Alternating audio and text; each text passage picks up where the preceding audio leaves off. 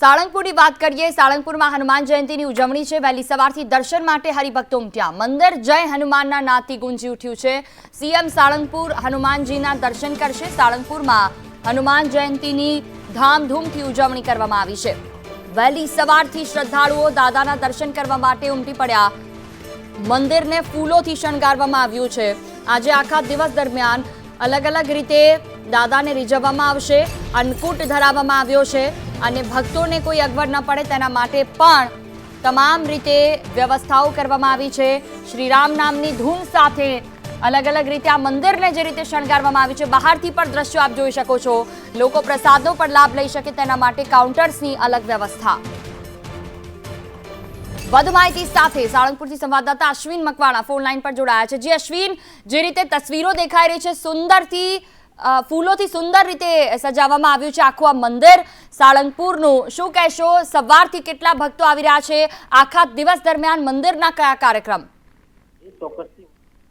सजा का नाम दूसरा नाम साळंगपुर सवारથી જ લોકો ઘોડાપુર ઉમળી પડ્યું છે। વાત કરવામાં સવારથી અલગ અલગ કાર્યક્રમ હવન આ તે અલગ અલગ કાર્યક્રમ કરવામાં આવે છે। બિલકુલ, આજે દાદાને અન્નકૂટ ધરાવવામાં આવશે તો કેવી રીતે તેનું ખાસ આયોજન કરવામાં આવ્યું છે? ભક્તોને કોઈ અગવડ ના પડે તેના માટે શું આયોજન?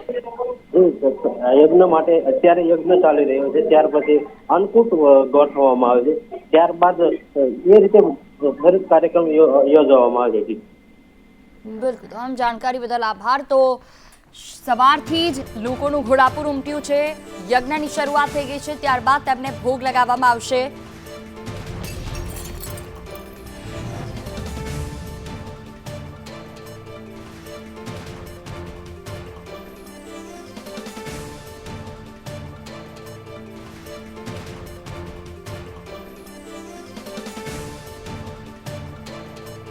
તો જય હનુમાનના નાદથી મંદિર ગુંજી ઉઠ્યું। વહેલી સવારથી ભક્તો દર્શન માટે આવી રહ્યા છે। સાળંગપુરમાં ખાસ વ્યવસ્થા પણ ભક્તો માટે કરવામાં આવી છે।